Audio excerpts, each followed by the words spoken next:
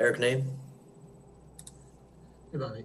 We know how much pride you take in offensive rebounding and being able to get those second chance points. But in a game where points were kind of as hard to come by as they were tonight, just kind of what did you think it meant to be able to get on the glass and kind of make something happen for your team?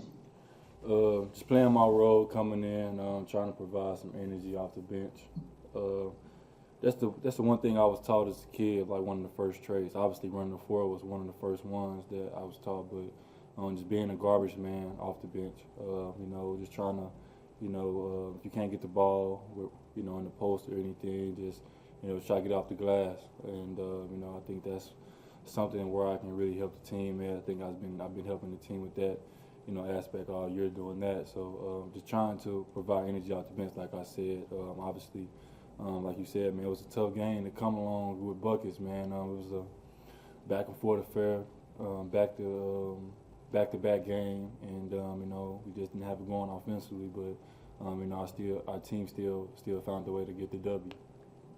Late in that one, Dante gets a steal where he just kind of jumps the dribble. Pat gets a poke away from behind. Just what do you think of those two guys kind of making big plays when you guys needed them? Needed, man. I think the last 5 or 6 games, man, I think you've seen different guys step up and hit big shots, get big stops, big rebounds, whatever it is.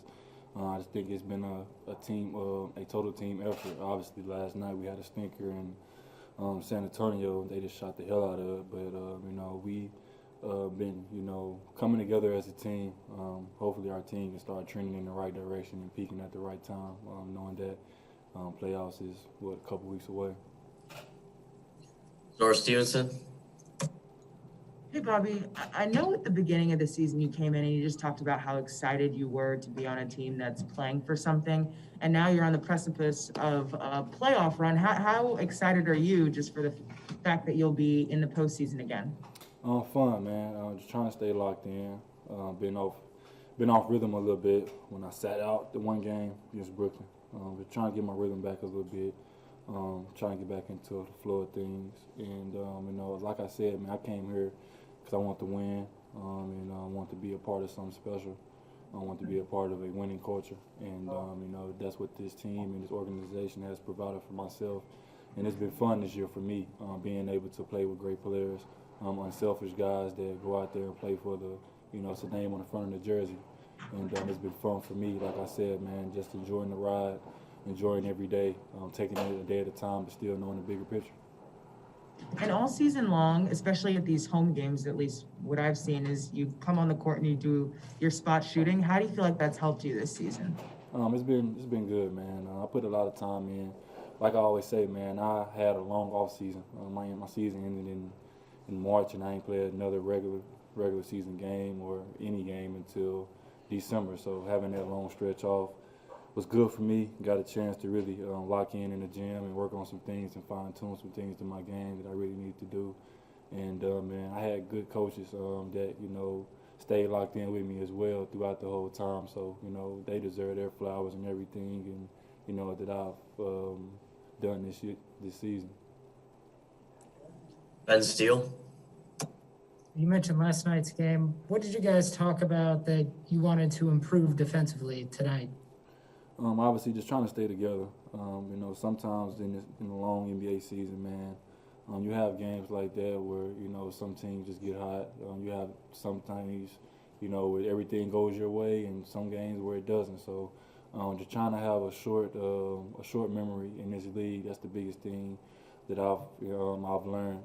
Having short memory, obviously, every day is going to be different. Every opponent is going to be different. Every game is going to be different. So. Just going out there, just try to do what we do on a nightly basis, play our brand of basketball, share the basketball, defend at a high level, have fun. That's the biggest thing, going out there, enjoying each other, and, enjoying each other's success, man. When our brother makes a shot or makes a big play, cheer him on and, keep everybody confidence sky high. All right, thank you, Bobby. No problem. After the game, Bud said he doesn't always like when guys go for steals in the backcourt, but you end up getting a pretty big one there at the end. Just kind of what you see on that play that, allowed you to get a steal. I could see that Cole didn't see me. So that's kind of why I gambled and went for it. And luckily I got it, because if I didn't get it, I would definitely hear about it. But nah, it worked out. For you, Bud was talking about how there was really just like a couple plays where you and Giannis were in the pick and roll. I think one he gets free throws, on another one he gets a lay-in. Just kind of what were you seeing in the fourth quarter where one, Bud kind of trusted you to get you guys through that stretch, and then also that you were able to find Giannis in those spots? The pick and roll with Giannis is a lot of fun because there's so much attention that I can be aggressive coming off and look for myself to score. And once I get a few going, he knows that I love giving him that late pass or even the early one just to allow him to play one-on-one with whoever's guarding me. So a couple times I was just telling him, I was like, if you have any room, just go straight up with it. You're either going to get fouled or you're going to get an and-one layup. So it worked out a few times and we just kept running it. And that's what kind of, I think, kept us in that lead. I know the other day we talked a little bit about your shooting as of late. For you, with so many of your three-pointers coming off kind of pull-up looks instead of catch-and-shoot looks, does that make it a little bit more difficult to find that rhythm? Or if it goes away for a little bit, it's tougher to get back? Or kind of how does that work for you? Honestly, don't even think about it. I just go out there and just try to make the right play, and just try to be assertive. I just try to go out there and come off the pick and roll and just kind of read all my options.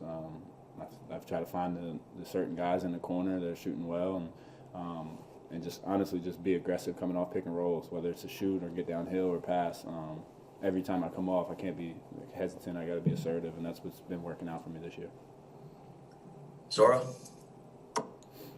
So I know the past 2 seasons, we've always talked about the people that have helped you and the people that mentor you. Is there anybody on this team, any of the young guys that you feel like you've developed a relationship with and tend to talk to more?